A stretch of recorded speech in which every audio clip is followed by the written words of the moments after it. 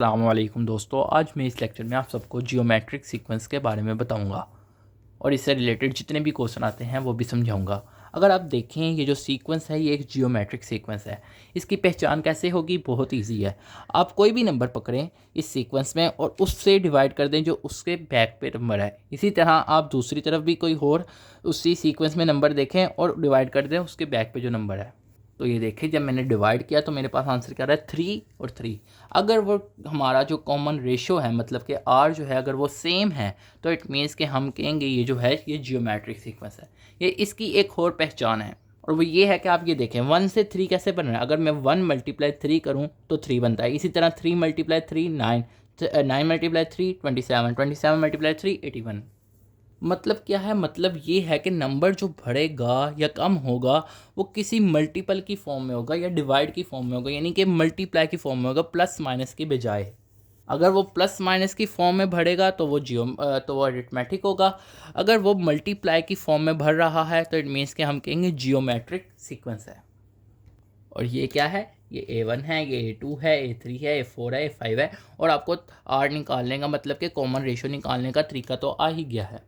क्या है? कोई भी नंबर पिक करना है और डिवाइड कर देना है उससे पिछले नंबर से, जिस तरह यहाँ पे किया है। तो आप कोई भी नंबर पिक कर सकते हैं और उसके पिछले नंबर से डिवाइड करेंगे, जबकि अरिथमेटिक में हम प्लस या माइनस करते थे। अब इससे रिलेटेड भी एक फार्मूला है जो अगर आप याद कर लेंगे तो आपको इससे रिलेटेड कोई भी क्वेश्चन आए तो आप उसको ईजिली सॉल्व कर सकते हैं।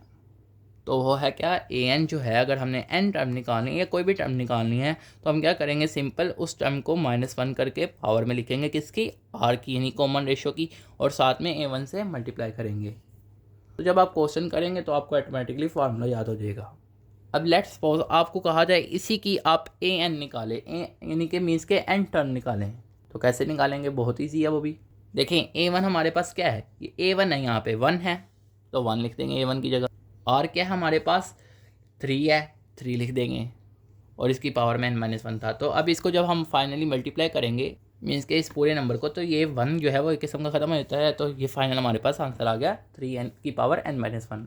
अब फर्स्ट करें, आपको ये सीक्वेंस दिया हुआ है। अब आपको कहा जाता है कि इसकी नाइन टर्म निकालें, मीन्स के a9 निकालें। तो वो कैसे निकालेंगे? वो भी बहुत ईजी है। जैसा कि अभी आप फार्मूला पढ़ के आए हैं, ए एन इज इक्वल है किसके? A1 और n-1। तो a9 निकालना है तो सिंपल क्या करेंगे? n की जगह आप 9 को रिप्लेस कर देंगे, इज इक्वल का इस तरफ भी और इस तरफ भी। तो अब a9 का फाइनली फार्मूला क्या बन गया? A1 और r की पावर में 8। अब A1 तो हमें पता है ये है। r क्या होगा हमारे पास? कोई भी नंबर को पिक करना है और डिवाइड कर देना है उससे बैक वाले नंबर पे। तो देखें, मैंने ये नंबर पिक किया और डिवाइड कर दिया इससे, तो हमारे पास आया r क्या? 4। A1 की जगह क्या आ गया? 1 आ गया, और r की जगह क्या आया? 4, और उसकी पावर में 8 था तो 8 आ गया।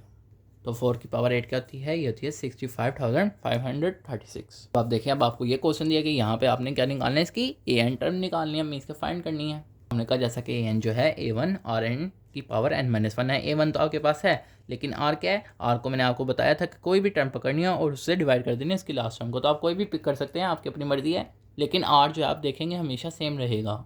तो ये देखिए, अगर मैं 1 को पकड़ता हूँ तो 1 डिवाइड कर देता हूँ 5 उसकी पिछली टर्म से।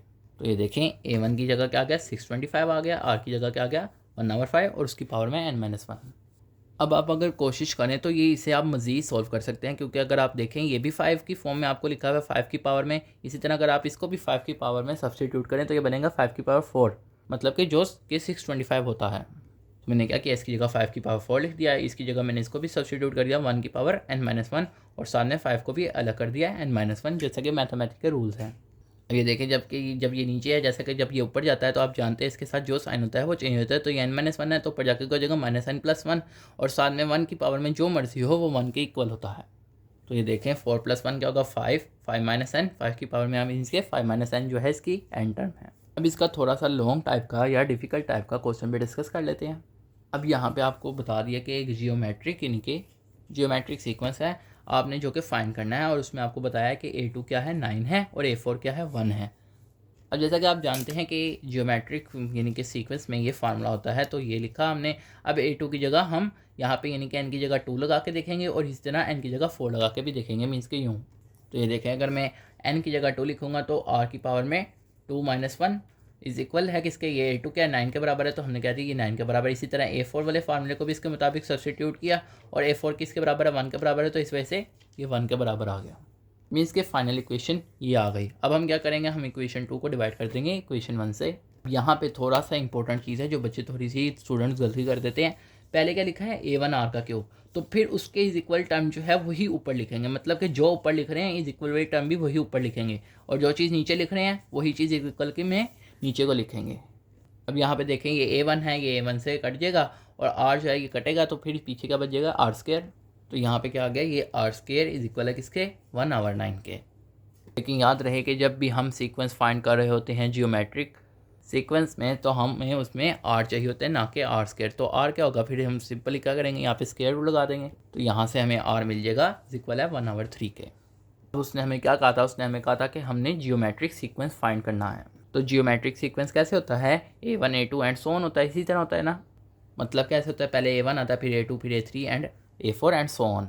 तो A1 कैसे निकालेंगे, ये भी बहुत ईजी है। अब जैसा कि देखिए R इज इक्वल है 1/3, आप इसे चाहे इक्वेशन 1 में पुट कर लें या इक्वेशन 2 में पुट कर लें, दोनों में से जहाँ मर्जी में पुट करके आप A1 निकाल सकते हैं। तो जब मैंने इक्वेशन 1 में इसको पुट किया R को, तो ये देखें क्या हुआ, A1 आ गया ऐसे ही A1, और R की जगह क्या आ गया 1/3 इज इक्वल है किसके, 9 के। अब हमने निकालना है A1, तो ये 3 यानी कि एक किस्म का यहाँ पे डिवाइड हो रहा है, उधर जाके मल्टीप्लाई हो जाएगा। तो 9 3 का क्या होता है 27 होता है। तो हमारे पास फाइनली क्या आ गया A1। तो हमने क्या लिखना था, A1 लिखना था, यहाँ पे A1 लिख देंगे। इसी तरह भी उसने हमें ऊपर A2 भी बताया जो कि किसके बराबर है 9 के, A2 की जगह 9 लिख देंगे। और A4 भी उसने हमें ऊपर 1 बताया था, तो वो 1 लिख देंगे यहाँ पर। लेकिन A3 रह गया तो उसे भी लिख सकते हैं, वो भी बहुत ईजी है। तो जैसा कि हम फार्मूले को सब्सटीट्यूट करते हैं उसके मुताबिक मैंने कर दिया, A3 इज इक्वल है A1 3 R 3 की पावर, यानी कि पावर में 3 - 1, तो इज इक्वल हो गया फाइनली A1 R स्क्वायर के। अब A1 आपके पास क्या है 27 है, R क्या आपके पास 1/3 है।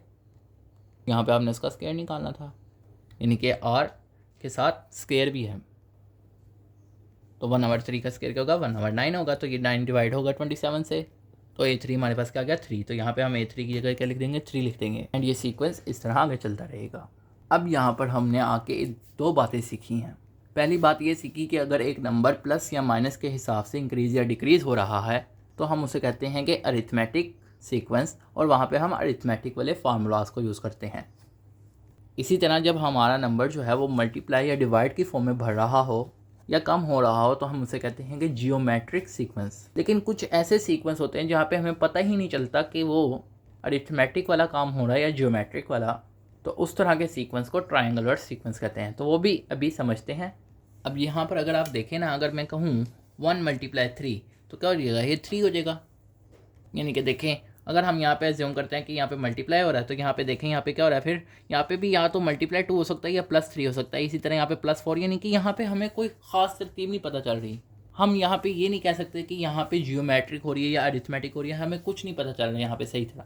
तो फिर इस तरह के सीक्वेंस को ट्रायंगुलर सीक्वेंस कहते हैं। लेकिन याद रहे कि ट्रायंगुलर सीक्वेंस में भी फार्मूलाज बनते हैं, और वो कैसे बनते हैं यहाँ पर हम स्टेप बाय स्टेप करते हैं, तब जाके हम इसमें एक फार्मूला इस्टेब्लिश कर सकते हैं। जबकि जियोमेट्रिक में, अरिथमेटिक में हम डायरेक्ट उसकी जनरल फॉर्म लिख देते थे सीक्वेंस को देखकर। लेकिन यहाँ पर हम सीक्वेंस के साथ साथ उसको स्टेप बाय स्टेप सॉल्व करेंगे, तभी जाके हम इसका कोई जनरल टर्म निकाल सकते हैं। अब मिसाल के तौर पे आपको ही ये सीक्वेंस दिया गया और आपको कहा जाता है कि इसका AN निकालें, मीन्स के इसकी N टर्म निकालें। तो कैसे निकालेंगे, बहुत ईजी है। आप हर एक को अलग अलग ज्यूम कर लेंगे, इसे A1 A2 A3 and so on. अब A1 किसके बराबर है 1 के, यहाँ पे लिख देंगे A1 इज इक्वल है 1। इसी तरह देखें A2 क्या है 3 है। लेकिन अगर आप देखें A2 को मैं इस तरह भी तो लिख सकता हूँ, मतलब कि 2 + 1 इज इक्वल है 3, यानी कि मैं पिछले नंबर को, मतलब कि जो हमारी पिछली टर्म है उसमें मैं क्या कर रहा हूँ, +2 को ऐड कर रहा हूँ, और हमारे पास A2 नहीं कर रहा है। इसी तरह A3 इसने क्या बताया 6 बताया है, तो मैं इसे 3 + 3 भी तो लिख सकता हूँ। मीन्स के यूँ तो देखेंगे मैंने अपनी मर्ज़ी से इस तरह तरतीब से लिख दिया। अब ये सीक्वेंस अभी आपको समझ आ जाएगा। अब देखें आपका सीक्वेंस यही था ना 1 3 6 10 15, ये देखें इस तरह एंड सो ऑन। अब अगर आप देखें यहाँ पर, आप देखें नंबर जो है ना भर रहा है 1 2 3 4 5, और आप देखें हर जो नंबर भर रहा है वो साथ में क्या है, पिछला नंबर जो है वो ऐड हो रहा है, पिछला नंबर ऐड हो रहा है अगले नंबर के इंक्रीमेंट के साथ।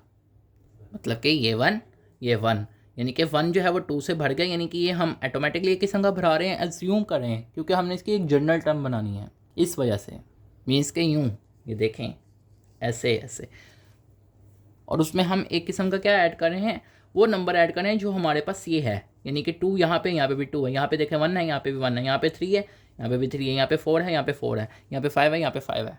तो इस तरह करके हम इसकी an बना सकते हैं। तो मतलब कि अगर मैं यहाँ पर 5 की जगह n लिख दूँ तो इस इक्वल में भी 5 की जगह क्या लिख सकता हूँ, n लिख सकता हूँ। ये मैं क्यों लिख रहा हूँ, क्योंकि जहाँ पे भी देखो जहाँ पे 4 है वहीं पे 4 है, जहाँ पे 3 है वहाँ पे 3 है, इस वजह से मैंने यहाँ पे क्या किया, n लिख दिया। और हम उस n के साथ किस नंबर को डाल रहे हैं, जो हमारे पास लास्ट टर्म का फाइनल नंबर है, मतलब कि an के अंदर an-1 को ऐड कर रहे हैं। इस तरह हमने इसकी an टर्म फाइंड कर ली। तो इस तरह आपको कोई भी क्वेश्चन दिया जा सकता है और आपको कहा जा सकता है कि उसकी an टर्म निकालो या n टर्म निकालो, तो वो इस तरह निकालेंगे। स्टेप बाय स्टेप सॉल्व करेंगे, एनालाइज करेंगे कि किस तरह सीक्वेंस बन रहा है और उसके मुताबिक फिर उसकी फाइनल टर्म निकल जाएगी। अब ज़रूरी नहीं है कि आपने इसकी n टर्म निकालनी हो, मे भी वो आपको ये टर्म दे दे और आपको कहे कि a1 निकालो a2 निकालो, तो इस तरह भी आ सकता है, जो कि इजी क्वेश्चन है। जैसा कि मिसाल के तौर पे ये क्वेश्चन है, आपको कह दिया an जो है वो इज इक्वल है na के और आपने इसकी फर्स्ट फॉर्म टर्म निकालनी है, मतलब कि a1 a2 a3 and a4। तो आप सिंपली क्या करेंगे, जहाँ पे n होगा वहाँ पे आप 1 को रिप्लेस करेंगे, इसी तरह 2 को एंड सो ऑन। तो ये इस तरह इसका फाइनल आंसर आ गया। अब इसका एक और लास्ट क्वेश्चन डिस्कस करते हैं। अब आपको ये सीक्वेंस दिया गया और आपको कहा जाता है कि इससे अगली 2 टर्म्स निकालें। तो कैसे निकालेंगे, सबसे पहले तो आप इनको ज्यूम कर लेंगे, a1 है a2 है एंड सो ऑन। तब कि आपने क्या निकालना है, आपको a4 तक दिया गया, हमने a5 और a6 भी निकालना है। अब अगर आप गौर करें, यहाँ पे नंबर जो है वो भर रहा है, मगर एक खास नंबर से नहीं भरा, एक कॉन्स्टेंट नंबर से नहीं भरा। मतलब कि ये जो है ये एक अरिथमेटिक मीन नहीं है या अरिथमेटिक सीक्वेंस नहीं है, इसी तरह ये जियोमेट्रिक भी नहीं है। तो ये क्या है, फिर एक किस्म का ट्रायंगुलर सीक्वेंस है। तो इसको सॉल्व करने का बहुत इजी तरीका है। सबसे पहले हमने देखा पहली टर्म क्या है, a1 है 7, फिर a2 लिखा, a2 में क्या लिखा आपने लास्ट वाली टर्म को, मतलब कि उससे जो पिछली टर्म है उसे इन्वॉल्व किया और उसमें देखना है कि वो किसके बराबर आ रही है। वैसे a2 क्या 9, तो 9 किस तरह बराबर होगा 7 के, अगर हम साथ में क्या कर दें +2 कर दें तो a2 इस तरह हमारे पास 9 आ गया। इसी तरह a3 में हम क्या करेंगे, 9 को ऐड करेंगे और देखेंगे कि इसके बराबर है वो, मतलब कि उससे लास्ट वाली टर्म को तो इन्वॉल्व करेंगे और देखेंगे कि वो असल में किसके बराबर है और वो कैसे उसके बराबर हो सकती है। तो 9 में क्या ऐड करें कि वो 12 हो जाए, तो +3 करके ऐड होगा। इसी तरह हमने a4 में क्या किया, लास्ट टर्म को पकड़ा और उसमें क्या ऐड करें कि वो 16 बन जाए, तो +4 किया तो वो बन गया 16। और हमने क्या निकालना है, a5 और a6 निकालना है। अब यहाँ पे आप देखें आप क्या कर रहे थे, किस्म का आप क्या कर रहे थे, जो टर्म थी उसमें ऐड कर रहे थे क्या, यानी कि जो था ऊपर उससे एक बढ़ा रहे थे। फिर इसी तरह यहाँ पे भी जो टर्म है उसमें ऐड करें, जो टर्म है ऊपर उससे एक बढ़ा के। इसी तरह यहाँ पे क्या करेंगे, यहाँ पे भी जो लास्ट टर्म है उसमें ऐड करेंगे, जो ऊपर है उससे एक बढ़ा के। ये देखें ना, यहाँ पे 2 है, फिर ये 3 हो रहा है, ये 4 हो रहा है और हमारे साथ जो जो लास्ट टर्म है वो ऐड हो रही हैं। तो ये देखें यहाँ पे जो लास्ट टर्म है 16 थी, ऊपर क्या था 4 था, तो 4 से भर के 5 हमने खुद कर दिया, तो 21 हो गया। इसी तरह a6 क्या होगा, जो हमारे पास लास्ट टर्म आई है उसमें क्या ऐड कर देंगे, जो ऊपर है उससे एक इंक्रीमेंट करके, तो a6 भी निकल आया। तो आई होप आपको ये लेक्चर समझ आया होगा। आप सब दोस्तों का लेक्चर सुनने का शुक्रिया।